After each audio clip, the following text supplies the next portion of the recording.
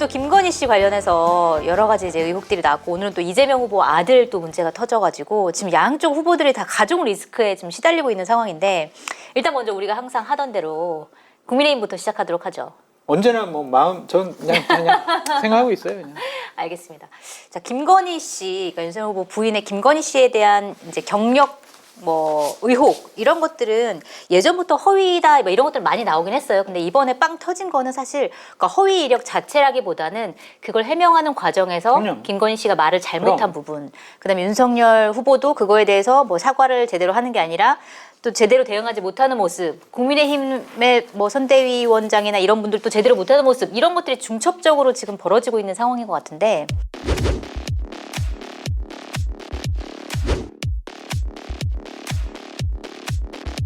YTN에서 이제 인터뷰를 한 거 아니에요? 김건희 씨를. 그래서 김건희 씨가 여러 가지 얘기를 했는데 이게 뭐 죄라면 죄다. 이게 뭐 내가 이걸로 진학을 한 게 아닌데 이게 잘못이냐. 이렇게까지 검증을 받아야 되냐. 이렇게 수많은 말들을 하셨는데 이 말, 해명 어떻게 보셨어요? 저는 시스템이 마비됐다라고 말씀드리고 싶습니다. 아, 선대위 시스템. 네, 정상적인 대응도 아니고 그것을 방어하는 것도 상당히 좀 왜 저런 식으로 방어를 할까?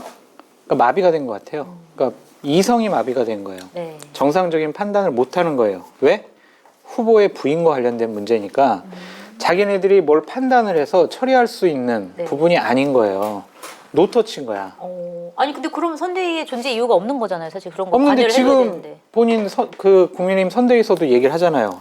우리가 시스템적으로 아무런 서포트를 하지 못했는데 네. 김건희 여사만 오케이 하면 언제든지 서포트할 준비가 되어 있어요 라고 이준석 대표가 오늘 얘기했어요. 아, 그럼 아직까지 오케이 안 한 거였던 안 한 거예요? 거죠. 와, 진짜 너무하네. 건들지 마. 내가 알아서 네. 할게. 이거예요. 그래서 그렇게 빵빵 터졌구나. 그러니까 이제 앞으로 계속 얘기를 하겠지만 이러한 방치해놨다라고 표현하는 것은 좀 부적절한 것 같아요. 왜냐하면 선대위 차원에서는 관리 영역 안으로 들어오고 싶게 했을 거예요. 네. 근데 후보나 부인이 거부를 한 거죠. 그러니까 이 부분은 터치할 수 없는 부분이었다. 그래서 사고가 났다라고 말씀드립니다. 그 김건희 씨 해명 어떻게 보셨어요? 해명을 매우 부적절하게 했죠. 네. 뭐가 끝이야? 제일 부적절해요? 그지? 닭 먹는 중이라서요. 거기까지만 할래요. 아 진짜요? 거기까지 끝? 그러니까 이제 제가 말씀드리고 싶은 거는 제가 먼저 드시고 제가 먼저 말씀을 드리면 제가 뭐 또 뭐 저 괜찮으시겠어요? 뭐 이미 뭐 그러니까 이게 후보나 후보 부인이 직접 전화를 받으면 안 돼요. 아, 저처럼 이제 실무를 많이 해본 사람은 네. 이제 당 대표나 후보 같은 거를 모시면 후보 같은 분을 모시면은 제일 첫 번째 하는 일이 뭐냐면 휴대폰을 뺏어요. 그래서 본인이 직접 전화 못 받게 해요. 네. 여과 장치를 두는 거예요. 그래야 사고가 안 나는 거예요. 네. 그래서 전화 받는 사람이 수행이 대단히 정치적으로 판단력이 있는 사람을 해야 돼요. 그냥 내가 아는 사람이니까 친하니까 나이 어리니까 수행해 이게 아니라 고도로 정치적으로 훈련된 사람을 너무 까는데 수행을. 그래가지고 수행은 어쨌든 고도로 정치적으로 훈련된 사람들이 해야 돼요. 네. 그래서 당직자 출신들이 하는 게 맞아요. 경험이 많은 사람들. 그렇죠. 네. 그렇기 때문에 이번 사건의 시초는 그러한 고도로 정치적으로 훈련된 수행이 없었기 때문에 벌어진 일이다라고 말씀드립니다. 제가 조금 전에 죄송합니다. 그 치킨이 적절한 크기인 줄 알고 넣었는데 너무 커서 이걸 어떻게 하면 좋지 했는데 평소에 말이 많던 장교가 말을 오늘 짧게 해서 네. 제가 내가 시간 뭘 배분에 말이 실패했다는 많아. 점을 말씀드리고 다 장교님 때문이에요. 내가 뭘 말이 많아. 제 얘기 다시 이어가겠습니다. 이거 오늘 그 이제 CBS 한판 승부의 AS의 성격도 있는데요. 제가 네. 이제 거기서 지금 이 벌어진 여러 가지 난맥상 중에 하나는 김건희 씨가 캠프 내에서 영향력을 미치고 있기 때문이다라는 설명을 함께 네, 드렸었거든요. 그래서 영향력이 크다. 구체적으로 봤어요? 그렇게 진 작가님 말씀하시더라고요. 뭐 아무런 근거도 없는 얘기를 그렇게 하면 안 되는 거 아니냐라고 해서 근거 있으면 대발하라고 하시는데 네. 제가 공중파에다 대고 구체적인 인명들을 거론하기가 매우 부적절하다고 생각해서 3초간 침묵을 지켰거든요. 그러면 여기서 공중파 아니니까 얘기해 보시죠. 아 그래요? 네. 근데 일단 기본적으로 이런 겁니다. 그 캠프가 처음 꾸려졌을 때 윤석열이라는 사람을 알리는 통로가 페이스북 계정이 2개였고 인스타그램이 2개였어요. 네. 이걸 통해서 SNS 소통을 한다고 했는데 그중에 선대의 비밀번호 준 건 딱 하나밖에 없습니다. 그리고 나머지 3개는 윤석열 후보의 부부가 갖고 있었죠. 네. 그리고 실질적인 관리를 윤석열 후보의 부인이 했다라고 하는 것이고 그것이 이제 개사가 논란으로 번지게 됐던 직접적인 계기가 된 것이고 그때 당시에 설명은 뭐 선대위에서 직원이 와서 밤 11시 반에 전화하고 내려와서 개 데리고 내려오세요라고 했다는 얘기를 세상 누가 믿겠습니까? 그리고 맞나요?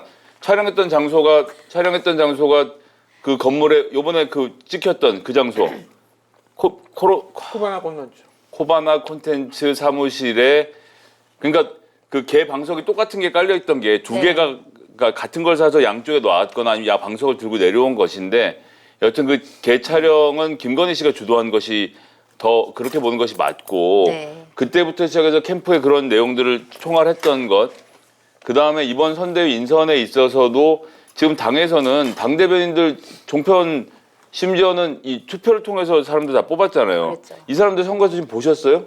아무도 없어요. 그러네요. 청년 그러고 최고위원도 보니까. 네. 보세요. 김영태 청년 최고위원도 청년 최고위원 뽑아놨죠. 다 어디로 갔나요? 없어요. 그리고 어디서 등장했는지 픽업의 경로를 알 수 없는 분들이 들어와 있습니다. 근데 제가 여기서 누구라고 말씀을 드리긴 좀 곤란해요. 곤란한데 그중에서 한 번은 구체적으로 제가 김종인 박사님의 추천, 그러니까 처음에 시작할 때 김종인 박사의 추천으로 들어왔다라고 거론됐던 인물이 있는데 그분과 함께 김종인 박사로부터 추천을 받은 분한테 제가 직접 물어봤어요. 그분이 대답이 그렇습니다. 이분 김종인 박사 보낸 사람 아니다. 그렇게 보면 안 된다. 그럼 어디서 온 사람이냐? 김건희 씨가 방송에서 보고 이분 정말 좋은 사람인 것 같다라고 해서 데리고 오라고 했다라는 증언을 제가 들은 바도 있거든요. 그렇게 해서 초창기에 이뤘던 팀이 지금까지 계속 운영이 되고 있습니다. 그렇죠, 장교님? 그러니까 나는 좋은 사람이 아니었네. 맞아, 방송에서 맞아. 그렇게 방송 많이 했는데. 맞아, 안 맞아? 예? 빨리 맞다고 해줘요. 감사합니다. 맞다고 해줘. 나 밥 먹다가 할 수 있다. 어쨌든. 아니, 뭔 잠깐만요. 얘기하는지. 이거 할 수 있어. 맞아.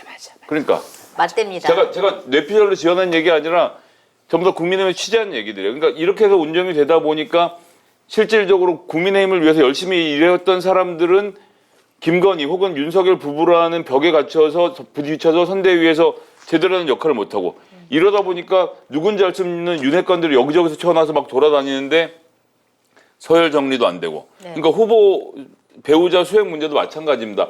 문재인 캠프 때는 어림도 없는 얘기였어요. 오히려 문재인 캠프 때는 훨씬 더 강하게 통제를 하면서 진행을 했는데 지금은 문제가 이렇게 자 보십시오. 이 문제가 지금 터진 문제입니까?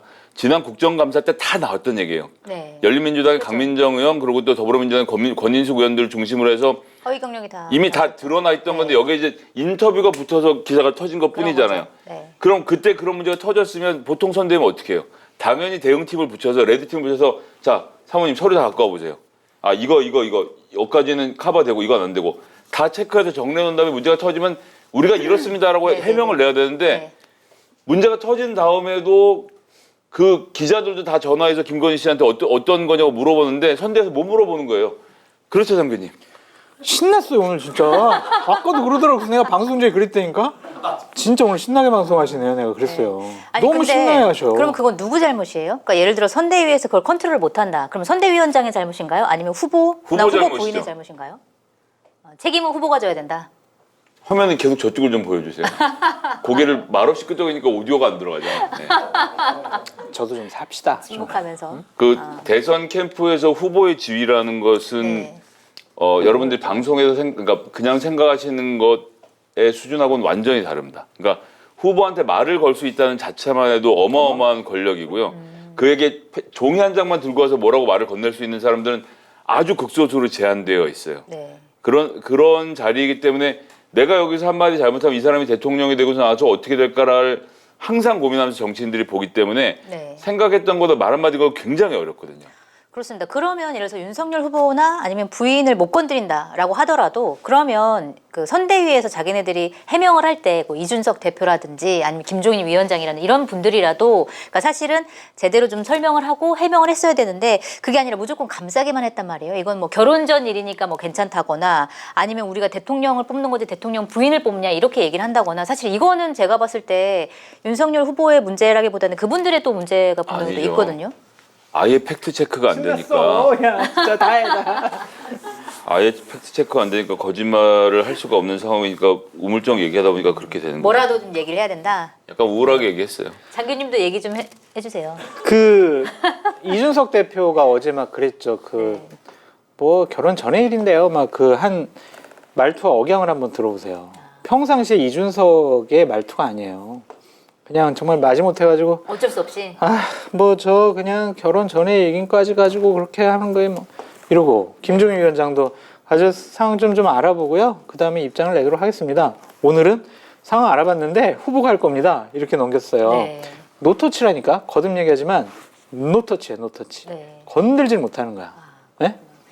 저는 사실 이 사건 보면서 그 선대위 관계자들도 문제고 그다음에 김건희 씨의 해명도 문제지만 윤석열 후보의 해명과 지금 태도가 정말 이해가 안 가더라고요. 왜냐하면 처음에는 그러니까 오늘은 그나마 좀 사과를 했지만 그것도 제대로 된 사과가 아니었죠. 근데 어제는 그 온갖 시간 강사들을 약간 폄훼하는 발언을 했단 말이에요. 그러니까 갑자기 화가 나가지고 거기서 누가 이제 막았다고 하더라고요. 발언을 누가 막았었죠?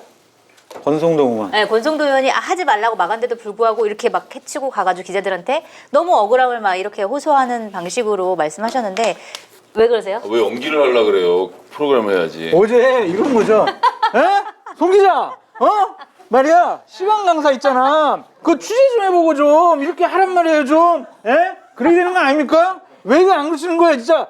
우리 말만 듣지 말고 저쪽 말도 듣고 취재도 하고 그러셔야 된다니까요. 에?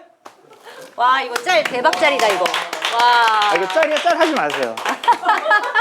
저는 이 부분에 이만큼 해도 따라잡을 수가 없으니까 의욕이 안 생기네. 아니 그러니까 나이 부분에 대해서는 분위기가 되게 화가 나셨을 것 같아요. 이 부분에 대해서는 정말 경악스러웠다. 네. 왜냐면은 국가 최고 지도자가 되겠다는 분이잖아요. 대통령이 되겠다는 분이잖아요.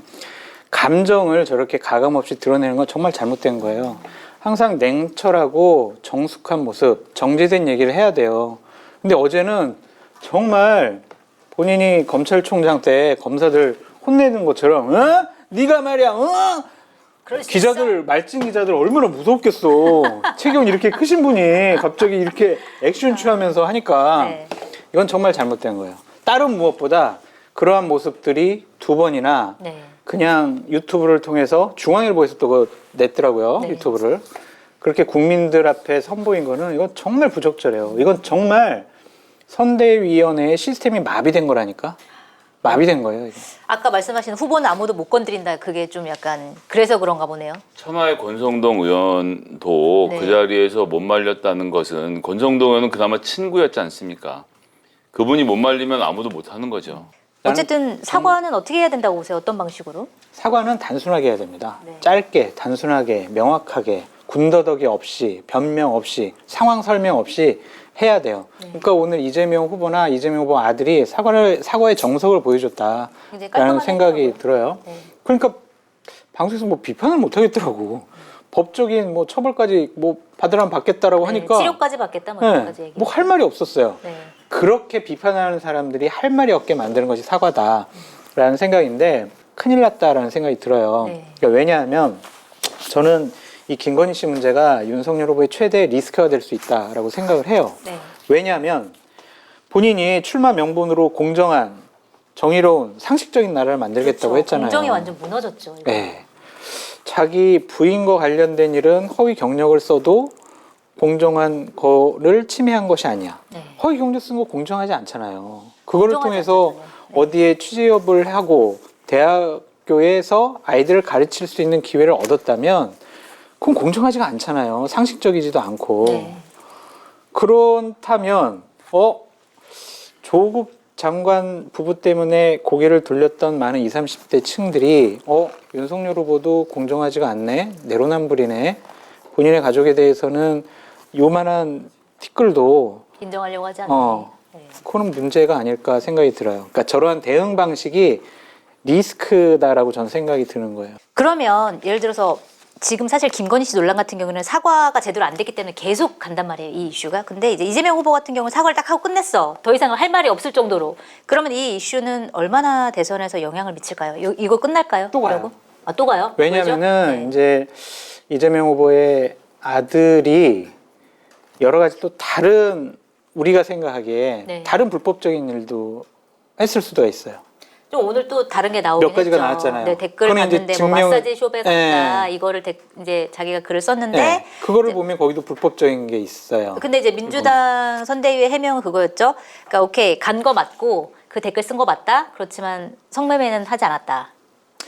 고 아들이 얘기했다라고까지 이제 해명을 했죠. 그러면은 저는 뭐 성매매를 했습니다라고 얘기를 했겠냐라고 반박을 할 수밖에 없는 것이고 그것이 법적으로 문제가 안 됐더라도 윤리적으로 도덕적으로 이렇게 좀 받아들이기 힘든 부분이잖아요. 그런 부분은 계속 정치권에서 논란이 될 수밖에 없고 네. 그 외에 또 다른 건들이 나오거나 막 네티즌 수사대들이 지금 팔려고 어마어마하게 노력을 많이 하더라고요. 거기서 이제 한두 건이 더 나오게 되면은 보세요. 지금 네. 지금 하고 있는 것이 검증이란 이름으로 그냥 완전히 관음증에 미쳐서 그냥 아무나 죽이면 좋겠다고 생각하고 돌아다니는 거예요. 그러니까 이건 이재명 후보에 대해 국한해서 하는 말이 아닙니다. 김건희 씨도 똑같은 그 대접을 받았고 그 전에 조금 전에 말씀드렸던 조국 장관의 딸인 조민 씨도 같은 시급을 받은 거고 누가 먼저 얼굴 까느냐 싸움이에요. 얼굴 까고 나면 우장창 달겨들어 전부 다 막 뭐 더 없나 뭐 이제 저러면 조금 있으면 고등학교 때 친구까지 다 등장해서 무슨 학폭이 어쩌고 이런 얘기도 다 만들어내는데 이게 지금 대통령 선거 과정에서 대통령 후보를 선택하는데 온 국민이 이만큼 에너지를 쏟아야 되는 문제냐라고 하는 거죠. 아니죠. 예, 그건 불을 아니죠. 질러놓고 야 민간이 알아서 하는 걸 내가 어쩌겠느냐라고 하고 들판이 불타는 걸 구경하는 것을 정치라고 생각한다면 우리가 지금 완전히 잘못 생각하고 있는 거예요. 이건 지금. 그런데 네. 그것이 법적으로 문제 없고 도덕적으로 문제 없으면은 그러니까 그냥 도덕적인 사과하죠. 문제라는 게 나는 도대체 무슨 말씀인지 모르겠는데 도덕적인 거를 누가 무슨 기준을 정해요? 근데 아까는 도덕은- 불법적인 거는 확실히 검증 대상이다라고 하셨는데 그 한 발 더 나아가서 도덕적인 것도 그러면은 대통령 후보 자녀에게 도덕적인 것도 검증 대상인가요? 공식적으로 네. 당이나 언론에서 문제 제기는 할 수가 없겠죠. 그 네. 부분에 대해서는 네, 도덕적인 부분에 대해서는 도덕과 윤리 이런 부분에 대해서는 국민들이 그냥 판단하겠죠. 이렇게.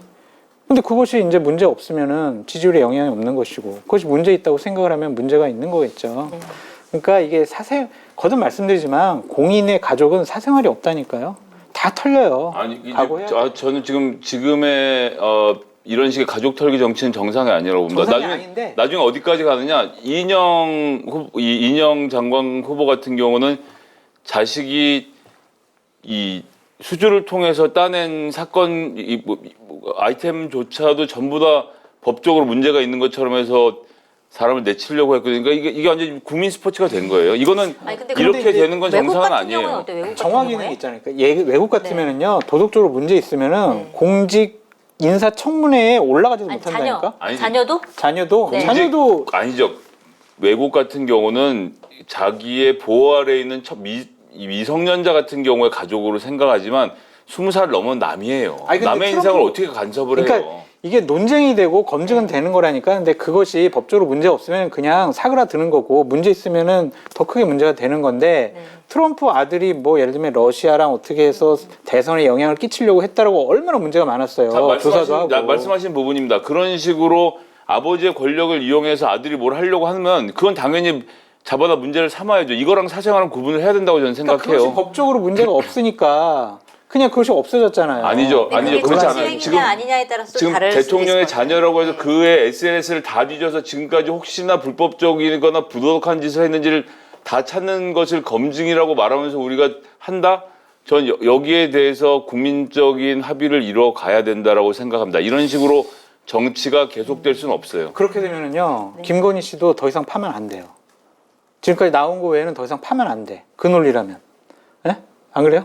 아니, 근데 그거랑 어떻게 김건희 같은 씨는 예를 들어서 자녀의 이력을 쓴 거고 배우자 이야기랑 다르고 직계예요. 두 번째는 윤석열 후보 같은 경우는 부인에 대한 검증이 이렇게 심하게 진행되는 이유는 그 부인이 직접 증언한 바대로 결혼할 때 윤석열 씨의 통장인 2천만 원밖에 없었고 물론 나중에 조금 더 있다고 말은 했습니다만 그렇게 둘이 결혼을 2012년에 한 이후에 불과 7년 만에 윤석열 후보가 71억의 자산가가 돼서 대통령 후보가 출마를 했어요. 그러면 윤석열 후보가 그 자산을 어디서 만들었는지 그 많은 현금들이 어디서 어떻게 나게 됐는지를 검증하는 것은 필수적인 검증 절차입니다. 그래서 제가 이 방송에서 단 한 번이라도 그 사람의 별칭에 대해서 이야기하면서 그 사람의 과거가 궁금하다고 물어봤으니까 전 궁금하지 않고 한 번도 알아본 적도 없어요. 그건 구분해서 봐야지. 공적으로 벌어진 일은 공적으로 검증을 해야 되는 거죠. 그러니까 재산 문제도 저는 문제 제기가 부적절하다는 게 뭐냐면 너 재산 70억 있지? 그거 어떻게 형성했는지 네가 입증해봐. 다 내놔봐. 이건 말이 안 되죠.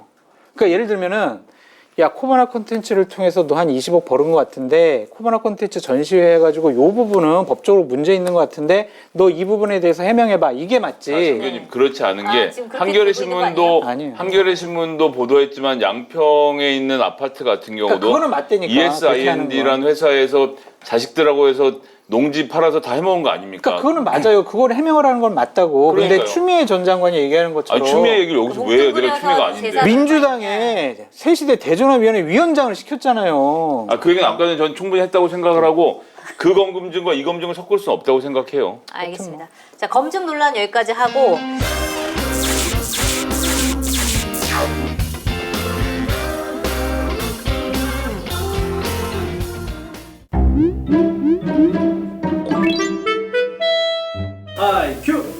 네? 한겨레 TV가 쇼핑몰을 열었다고요? 마켓 단위가 잘 되면 제 출연료 올라갑니까? 대화하듯이 저랑 대화하듯이 하면 돼요. 그냥 이걸 누구랑 얘기하는 거예요? 저랑 네. 저희 마케난이 연거 알고 계시죠? 아, 한겨레 TV가 쇼핑몰을 열었어요? 네, 저도 사실 들어가 봤습니다. 엄청 쓸만한 물건들이 많던데 저도 직접 한번 쇼핑을 해보려고요. 근데 이거 확실히 하면 제 출연료 올라가는 거죠? 네, 열심히 쓰겠습니다. 출연 올라간다는 그 믿음이 가십니까? 아, 뭐 전 한겨레를 믿습니다. 한겨레 정기 구독자이기 때문에 한겨레가 저한테 거짓말 안 할 거라고 생각합니다. 저만 올려주셔도 됩니다.